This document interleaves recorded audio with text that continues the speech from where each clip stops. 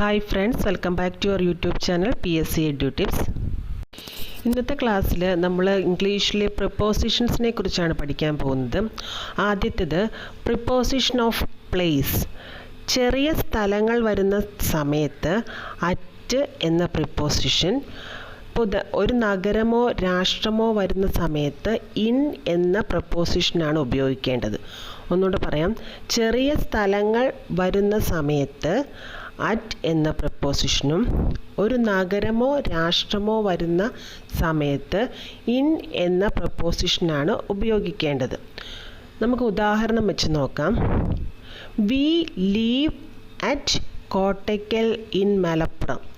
മലപ്പുറം ജില്ലയിലെ ഒരു സ്ഥലമാണ് കോട്ടയ്ക്കൽ. അപ്പോൾ നോക്കിയേ, we live at Kottakkal in Malappuram.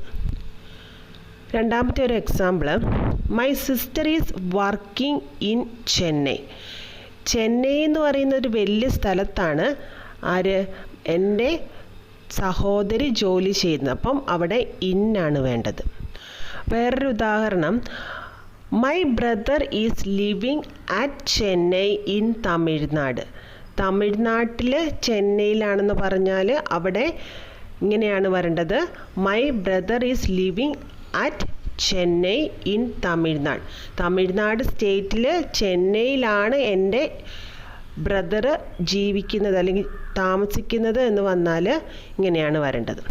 രണ്ടാമത്തെ പ്രപ്പോസിഷൻ ഓഫ് ട്രാൻസ്പോർട്ടേഷൻ. ഏത് വാഹനമാണെങ്കിലും ആ വാഹനത്തെക്കുറിച്ച് മാത്രം പ്രതിപാദിക്കുന്ന സമയത്ത് ബൈ എന്ന പ്രപ്പോസിഷനാണ് ഉപയോഗിക്കേണ്ടത്.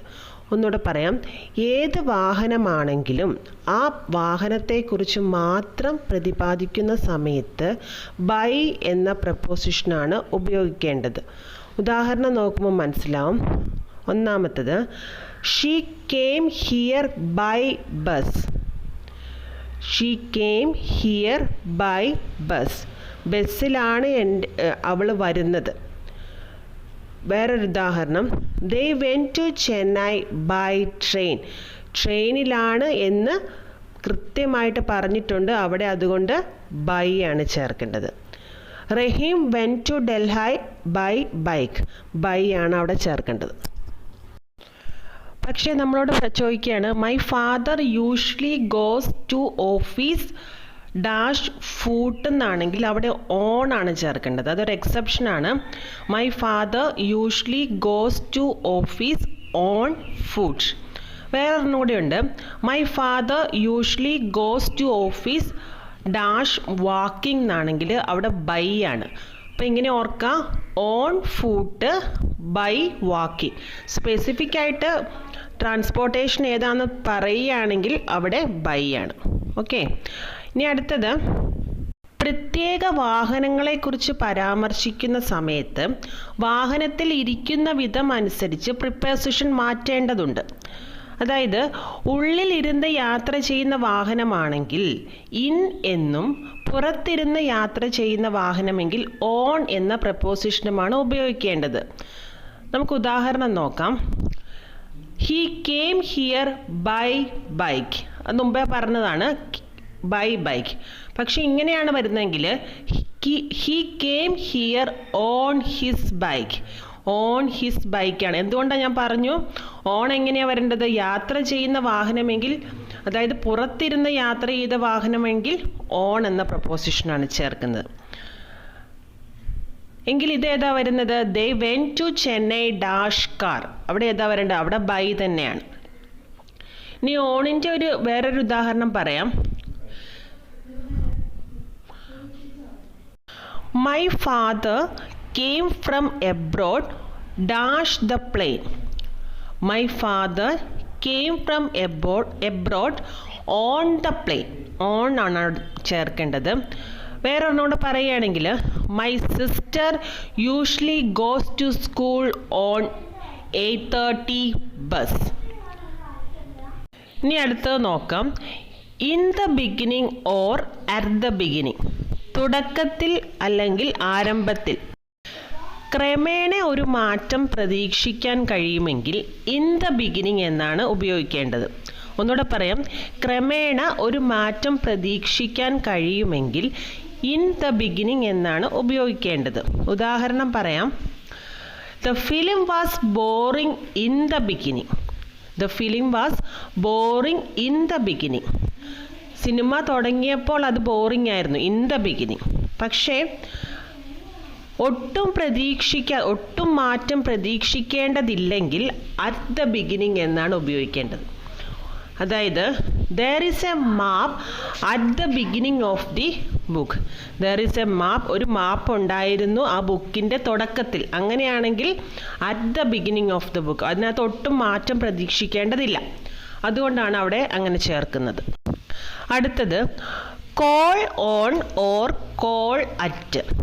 ഒരു വ്യക്തി മറ്റൊരു വ്യക്തിയെ സന്ദർശിച്ചാൽ കോൾ ഓൺ എന്നും, ഒരു വ്യക്തി ഒരു സ്ഥലം സന്ദർശിച്ചാൽ കോൾ അറ്റ് എന്നും ചേർക്കുക.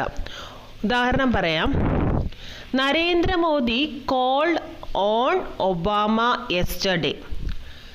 അവിടെ ഓൺ ആണ് വരേണ്ടത്. അതെന്താ അങ്ങനെ വരാൻ കാരണം?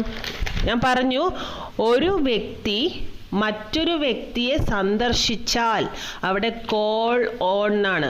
ഉദാഹരണത്തിൽ Narendra Modi called on Obama yesterday എന്നാണ്. അത് മനസ്സിലായല്ലോ. ഇനി അടുത്തത്, we called at Malampuzha yesterday. അവിടെ അറ്റാണ്. എന്തുകൊണ്ട് അറ്റ് വരാനുള്ള കാരണം? ഒരു വ്യക്തി ഒരു സ്ഥലം സന്ദർശിച്ചാൽ കോൾ അറ്റ് എന്നാണ് വരേണ്ടത് അല്ലേ?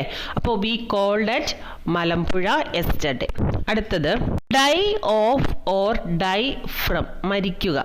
നോക്കാം, അസുഖം വന്ന് മരിക്കുന്നതിനെ ഡൈ ഓഫ് എന്ന് സൂചിപ്പിക്കുന്നു. ഇപ്പോൾ പട്ടിണി കിടന്ന് മരിക്കുന്നതിനെ ഡൈ ഫ്രം എന്ന് സൂചിപ്പിക്കുന്നു. ഉദാഹരണം പറയാം, My neighbor died of cancer yesterday. Died of എപ്പോൾ ചേർക്കണം എന്ന് ഞാൻ പറഞ്ഞ, അസുഖം വന്ന് മരിക്കുന്നതിനെയാണ് ഡൈ ഓഫ് എന്ന് സൂചിപ്പിക്കുന്നത്. എൻ്റെ അയൽവാസി മരിച്ചത് ക്യാൻസർ കൊണ്ടാണ്, അങ്ങനെ വരുമ്പോഴേക്കും ഡൈഡ് ഓഫ്.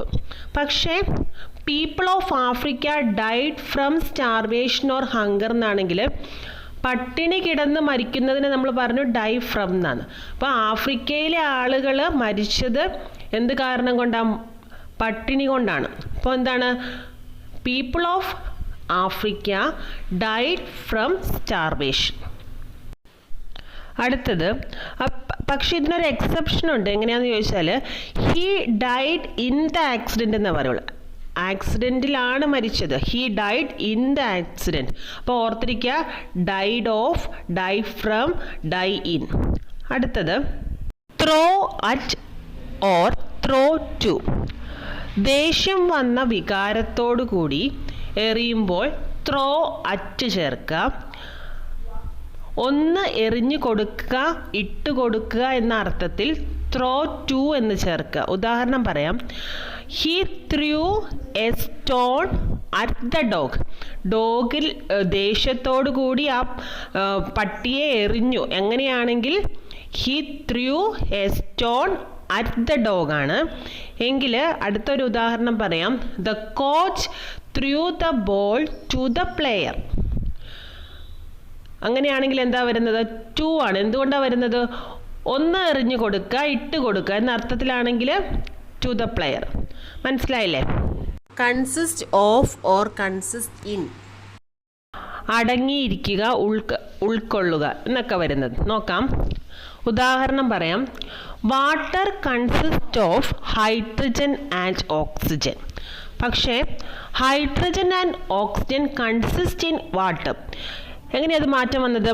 ഇപ്പോൾ ഡാഷിന് മുമ്പ്, ഡാഷിന് ഓഫിന് ശേഷം ഘടകങ്ങളെ പ്രതിപാദിക്കുന്നു എങ്കിൽ ഓഫ് എന്ന് ചേർക്കുക. അതായത് വാട്ടർ കൺസിസ്റ്റ് ഓഫ്, വെള്ളത്തിൽ അടങ്ങിയിരിക്കുന്ന എന്തൊക്കെയാണ്? ഹൈഡ്രജനും ഓക്സിജനും. എങ്കിൽ അവിടെ ഓഫ് എന്ന് ചേർക്കുക. നേരെ തിരിച്ച് ഡാഷിന് മുമ്പ് ഘടകങ്ങളെ പ്രതിപാദിക്കുന്നെങ്കിൽ ഇൻ എന്ന് ചേർക്കുക. Hydrogen and oxygen consist in water.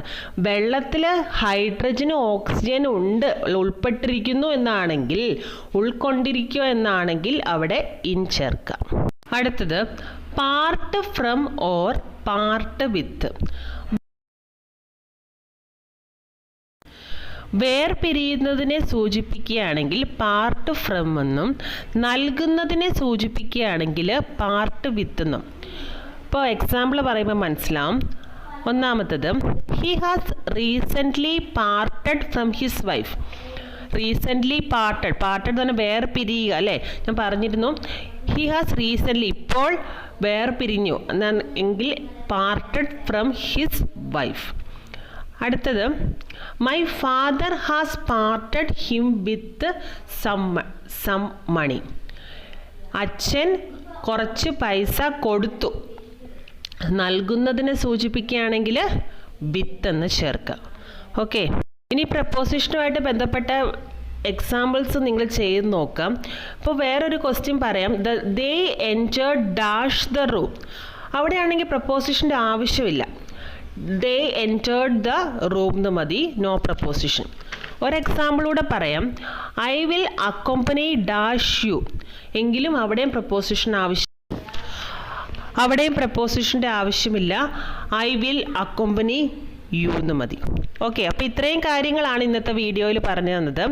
പ്രപ്പോസിഷനുമായിട്ട് ബന്ധപ്പെട്ട എല്ലാ കാര്യങ്ങളും പറഞ്ഞിട്ടുണ്ട്. ഇനി നിങ്ങൾ കൂടുതൽ എക്സാമ്പിൾസ് ചെയ്ത് നോക്കുക. പ്രീവിയസ് ഇയർ ക്വസ്റ്റ്യൻ പേപ്പേഴ്സിലെ പ്രപ്പോസിഷനുമായിട്ട് ബന്ധപ്പെട്ട എക്സാമ്പിൾസ് ചെയ്ത് പഠിച്ചാൽ പെട്ടെന്ന് കിട്ടുന്നതാണ്. ഇതുവരെ എൻ്റെ ചാനൽ സബ്സ്ക്രൈബ് ചെയ്യാത്തവരാണെങ്കിൽ ചാനലൊന്ന് സബ്സ്ക്രൈബ് ചെയ്തേക്കുക. നാളത്തെ ക്ലാസ്സിൽ വളരെ പ്രധാനപ്പെട്ട ഒരു ടോപ്പിക്കാണ് എടുക്കുന്നത്, ആർട്ടിക്കിൾസ്. ഓക്കെ, +2 പ്രിലിംസ് എക്സാമിനും ഡിഗ്രി പ്രിലിംസ് എക്സാമിനും ഒരു കോമൺ ടോപ്പിക്കായിരുന്നു ഇന്ന് എടുത്തത് പ്രപ്പോസിഷന്. വളരെ ഇമ്പോർട്ടൻ്റ് ആയിട്ടൊരു ടോപ്പിക്കാണ്. നമ്മുടെ +2 പ്രിലിംസ് എക്സാം നടക്കുന്നത് ഏപ്രിൽ 10-ാം തീയതിയാണ്. അതിനോടും അവരും കാണുക, അതോടൊപ്പം ഡിഗ്രി പ്രിലിംസ് എക്സാമുകാർക്കും ഇത് പ്രയോജനപ്പെടും. അപ്പോൾ നമുക്ക് അടുത്ത ദിവസം കാണാം. ബൈ.